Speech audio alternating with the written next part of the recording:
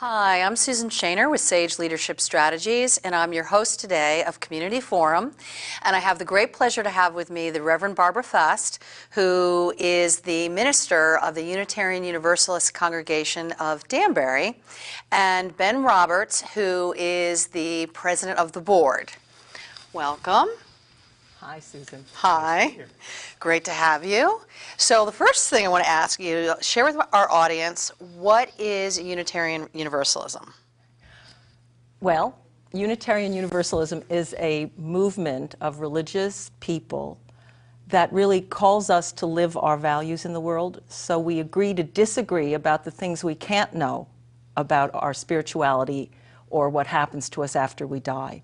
And we agree to live our values. So what is often said about Unitarian Universalism is we care much more about what happens to us after we are born and how we live than what happens to us after we die.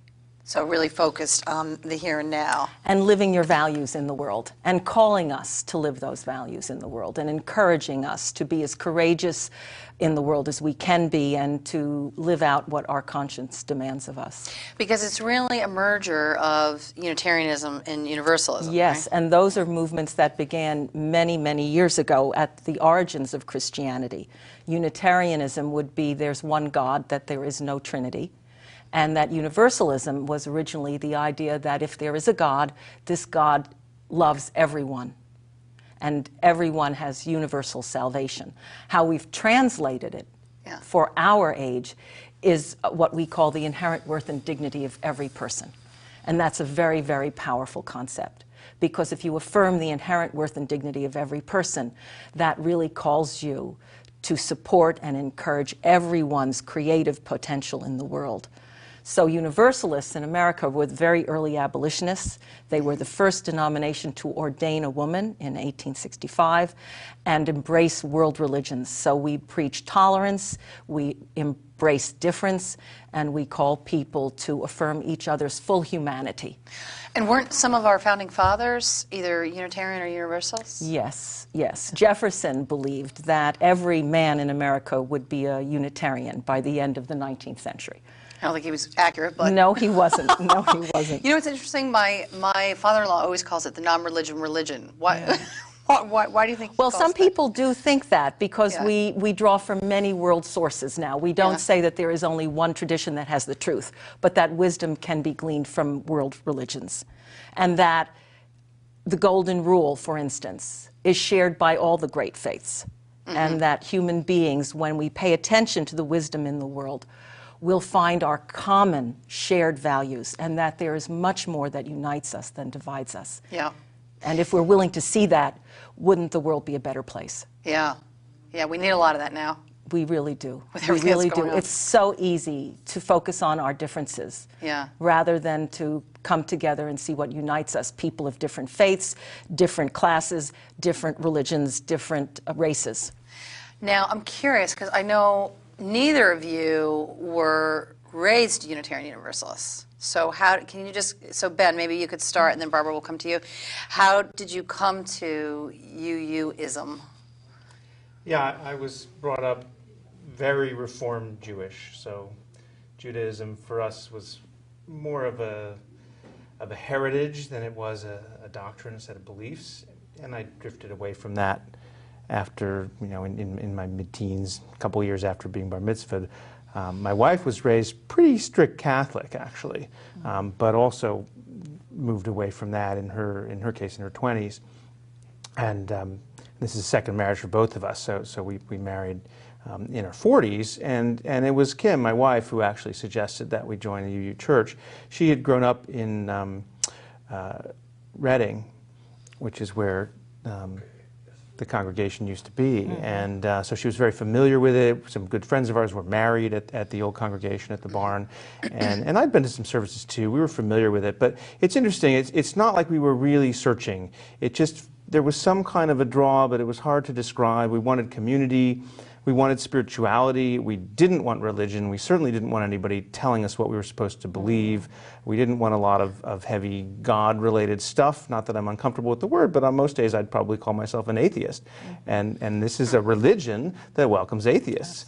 So I thought that was, just from the moment we stepped into the doors, actually, it was just a delightful combination of positive energy and a deep caring for the welfare of our fellow man. That phrase, the inherent worth and dignity of all men, of all people, it resonates in the environment, in the space.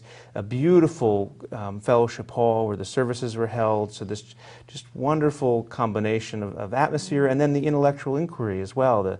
The sermons that the Reverend at the time, Sue Spencer, was preaching, and now Barbara, are just magical. So you go, without anyone telling you have to believe any dogma, you're deep into what really is to me the core quest for what a meaningful life is, in a way that anyone can feel attracted to and drawn in by, so I'll leave it at that. Yeah.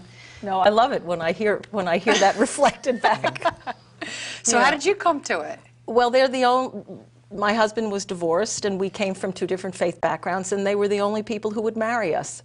Really? Get out! Oh, That's no. really how you came to it? Well, that's how I learned about it. And then when we had children, it became important to us to find a community where we could raise our children without a sense that one religion was more important than another. So in our household, we celebrate Christmas and Passover. And I really enjoy all the foods of the faith traditions that are part of our family life. And our children are very, very comfortable. They are Unitarian Universalist, and they understand their faith heritage and their cultural heritages, and they embrace all of that.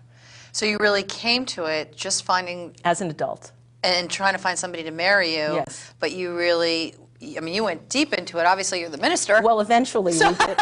How did that happen? Well, there's a wonderful creative energy when you are invited to develop your own theology, when you are not told what to believe, but you are compelled to discover what it is you really believe, where you look at your life and you claim the pillars of your values and you strengthen them in a shared community. Yeah.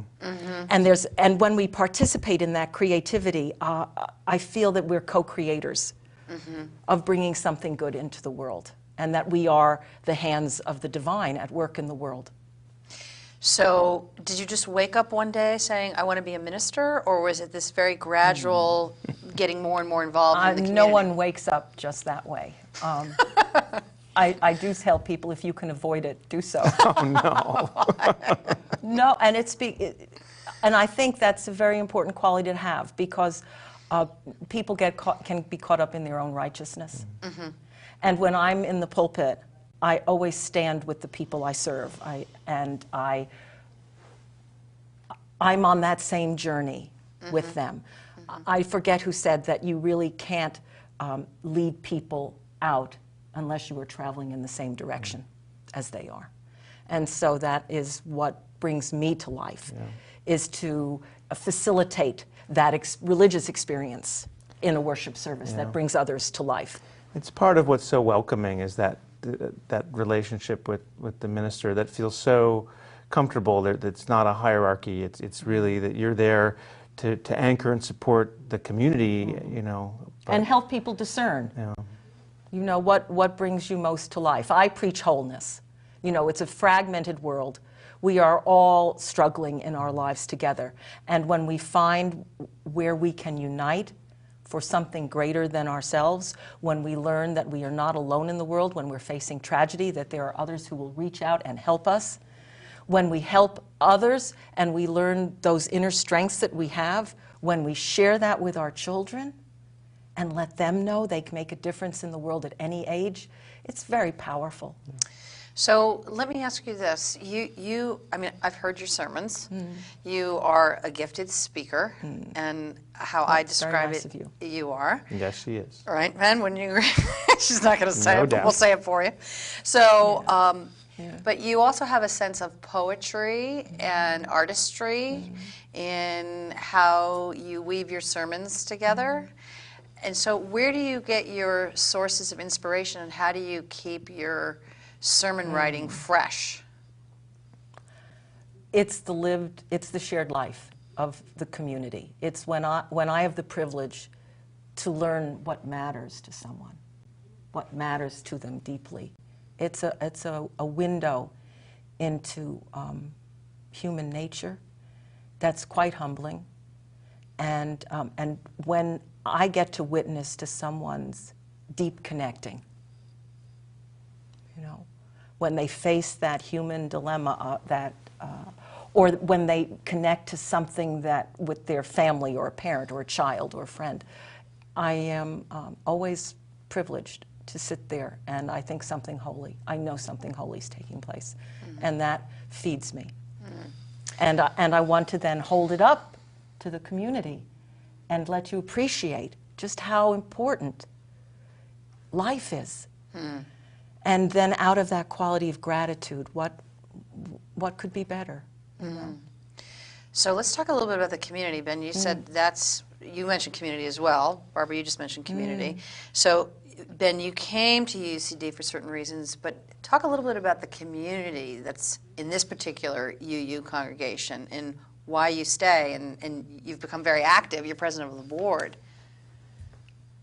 Well, they draw you in. It's a very engaged group of people. Not that there's pressure to do so, but you know, we're a welcoming congregation. Yes. That's actually a designation that has to do with welcoming people regardless of any personal dimensions, including sexual orientation. Right. We welcome and celebrate people who are gay and lesbian and bisexual and transgendered. That's part of our core value of affirming the worth and dignity of every person.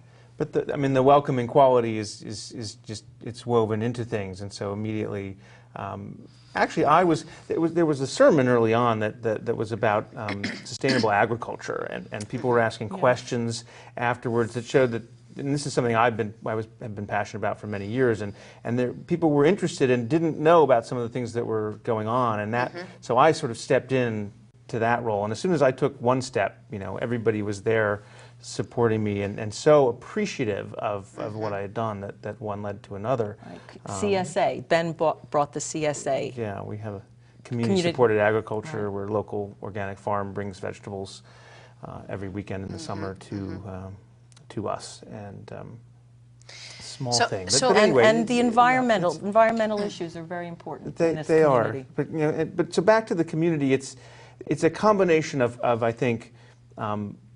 Being very appreciative of everybody that's there, wanting people to participate, and also inviting people to be engaged in the wider community, and a real sense of purpose and mission, and you know, social justice is one of our Yes, let's talk about that a little bit, because you talked about it's more concerned with the here and now, how you're living your life, and part of the denomination as well as this particular congregation is very active in social justice causes. It's a core value of this congregation, absolutely.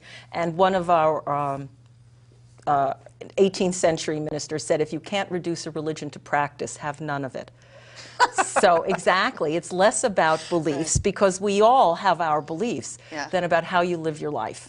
And one of the ways you learn is to go and serve. And so this congregation is very, very active in the Danbury community, and models it. It's just extraordinary, the commitment. So talk a little bit about what are some of the different causes where we see UU faces in the community? Well, at the Association for Religious Communities, at ARC, at La Comida, at the Soup Kitchen, the Dorothy Day Center, at the community garden that we helped to build here in Danbury. Ben, can you think of? The Morris School. The Morris Street School effort that we have undertaken now to support the teachers and the students and the families in the school there. And that's energizing. People are so engaged in all of these efforts. And then marriage equality in the state, and also for justice where immigration issues are concerned in the state of Connecticut. So we are very engaged. Standing on the side of love is that national movement for the Unitarian Universalist Association. So that's a lot. It's a great deal for a community that's under 200 adults. That's very active in the community. Very active, yes. So say a little more about what's the distinction here between living your values or putting your religion into practice, if you will, and politics? Where do you draw the line? 'Cause some people might say, oh, is everybody, as part of the congregation, is everybody left politically? What's the distinction? Well, I don't think everybody's left politically, and I wouldn't want them to be. We are a liberal religion, but when you use the terms liberal and conservative in religions, they mean something different. Liberal as opposed to orthodox. Yeah. So that's different. And I embrace, if you have your values and they are consistent with the core values of Unitarian Universalism, which include democratic process, small d, and the inherent worth and dignity and compassion in living and affirming the religions of the world and drawing on the core values of the Jewish and Christian tradition of which we have our roots in it. Yes, thank you. So then it depends, it will take you places in the world. But it's not about the politics, it's about the issues. Okay. Ben, do you have anything to add to that? Yeah, I mean, I think that people are politically engaged to a high degree, not everybody. And I think, it goes along with this sense of what we do in this life being the most important thing and helping in our communities and in the world. So when you combine that level of engagement also with this notion of the inherent worth and dignity of all people and the transforming power of love is another one of our sources coming from the prophetic traditions and Judaism, Christianity, and other sources. I think that produces a certain, there's a certain political dimension to it that's kind of in the air, but there's certainly nothing remotely like a litmus test. And I think it has to do with being a good citizen. Yeah. How do you participate in the life of the larger community? And where will your voice be heard, and how will you raise it? People are attracted to things that are life affirming, that are affirming the rights of all people, not just Americans, not just those in our congregation. So there's that outward focus in the sense that we're all interconnected, and I think that's where a lot of the spirituality and comes I suppose from, you could say, I mean, when I've spoken out for marriage equality over the years, I suppose there is that political dimension to it in terms of policy questions. Washington State today. Yes, that's right. That's right. And the New Jersey Senate. Right. Yeah. So say a little bit more about how people typically come to UUism, because Ben, you said, well, I'm an atheist, so I can be part of this religion. And you have people that come to you from all different backgrounds, really, right? Yes.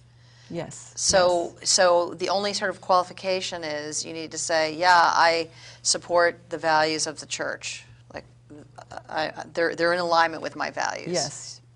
Yes. So how do people typically find out about you? Well, I suppose on the internet now more than ever. Yeah. But it was through friends of ours in the end. That's how we found it. It sounds like that's how you... Yeah, I mean, it had been a few different connections and a general awareness. To me, I think the really compelling question is why would somebody want to be a part of this congregation? And that's where I think it's so interesting to not have dogma. It opens up a whole range of possibility. If you care about the state of things on this earth deeply, and you want to be in a spiritual community with people who also care, and you don't want to be told, you have to believe this, that, or the other thing, or you'll go to heaven or hell, or some other set of beliefs, or if you want to believe that, but you don't want to impose that on other people because you're free to believe that too. There's something very compelling about this community. To me, someone has recently said it's the religion for our times because I see us in this state of urgent need on this planet, and the religion calls us to that. Well, actually, I wanted to pick up on that because the structure of UUism is led by the president of its association, who has said the mission of a UU congregation is to spread its faith. It has a moral imperative to spread its faith. This is a religion that has not typically been engaged in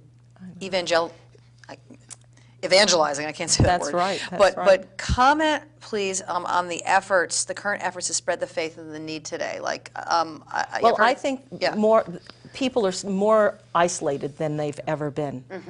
And there are life-saving aspects to being in community with people. And while we are very active in the community, we also have a wonderful time together. This is a community that loves to celebrate, loves to share food and meals, loves to have the children be part of the life of the community and enjoy what we share.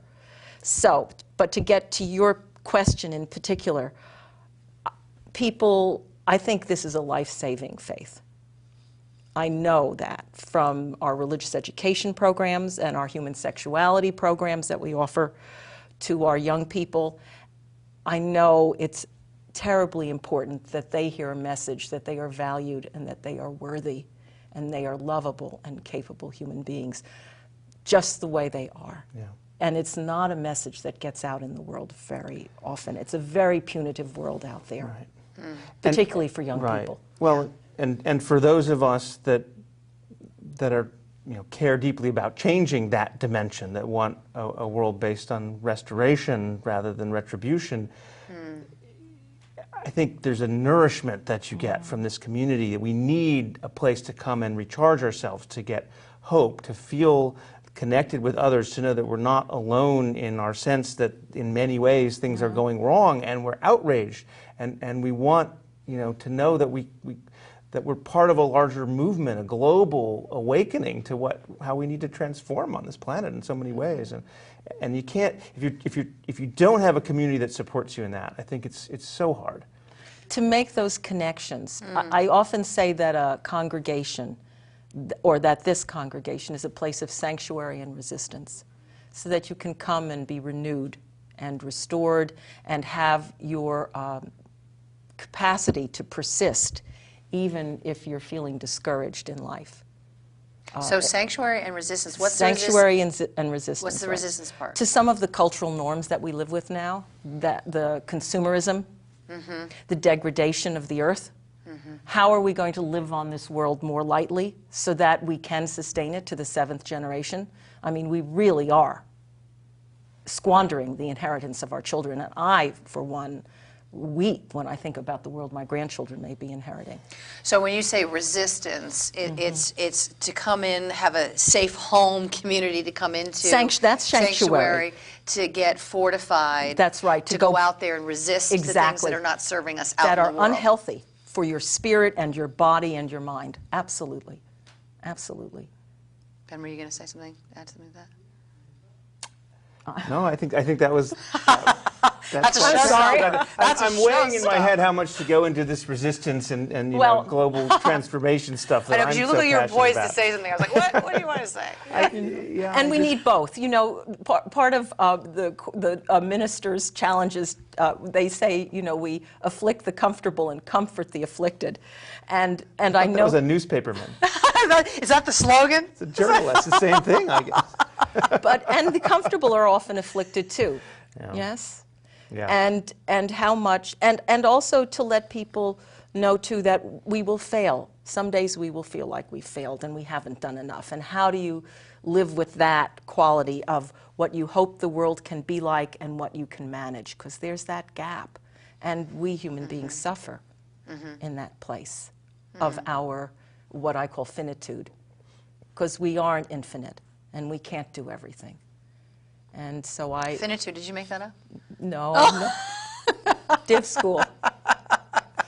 But we are finite. We like to think we are not. Yeah. But life has a way of reminding us that we are. But we're also part of something that goes way beyond each one of us, of course. Yes, and part of the eternal. I love to tell our children, if you'll pardon me, go ahead. that we are stardust. And scientifically that's true, that every part and particle of ourselves has existed since the beginning of the universe. So there's a quality to our lives that is eternal, and we participate with that wonderful eternal part of the world too. So that even if we feel like we are dust sometimes and insignificant, but we have that spark of the divine within us, every one of us. And I hope it comes to life. And that's what my ministry calls me to bring that to life in others. This is why I said she's very poetic. This But I do it in community. Nobody does this alone. Right. Nobody does this alone. Right. And what I like to say is we have a shared ministry together. And to realize that empowering quality of sharing ministry and bringing your passion. So a calling, you asked about, Right. a calling doesn't have to be just because you have a pulpit. A calling is where your greatest love meets the world's greatest need. And I didn't make that up. Yeah. So talk a little bit about how the community helps cultivate and foster other people's sense of ministry. Yeah. Well, how's it worked for you? They If I'm going to asked- pass the question. Go ahead. Well, I think it starts with that sense of connection that you have, that it's so nice to hang out with these people. From the moment we walked in the doors, we just felt so comfortable, so at ease, which is not something I associate with religion. So I think there's a sense of something very precious, and everybody wants to support that in whatever way they can. And that quality of ease, the quality of when you walk in the doors of a faith community, will I be welcome here? Yeah. Do I fit in? Will I be appreciated for who I am? Will people understand me? Those are precious experiences to have in this world, because there are very few places, I think, where people really experience that in their lives. So I hope we do that. We strive to do that. So it's been said that there's a lot of people out there who are UUs and don't know it. What would you say to that? Go to belief.net and find out Well, if you're in survey. the Explain what belief.net is. Well, I haven't gone there, but other people have, and they tell me. And they come here and say, I took this test, and it says I'm a Unitarian Universalist. Yeah, so they take a little survey, Yes. and then it'll pop up, this is the religion that Yes, fits you. And right. that's how some people have come. Yes, absolutely. I think a lot of people who say that they're spiritual and not religious would be very comfortable in the UU community.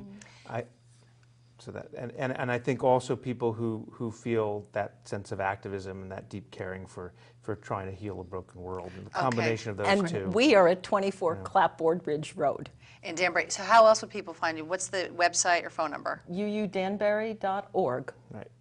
And telephone? 203-798-1994. But the best way is to come on a Sunday at 9 or 11 and see how it Absolutely. feels. Okay, great. Thank you for joining us. Thank you, Thank you so Susan. much. I'm Susan Shaner. Until next time with Community Forum, thank you.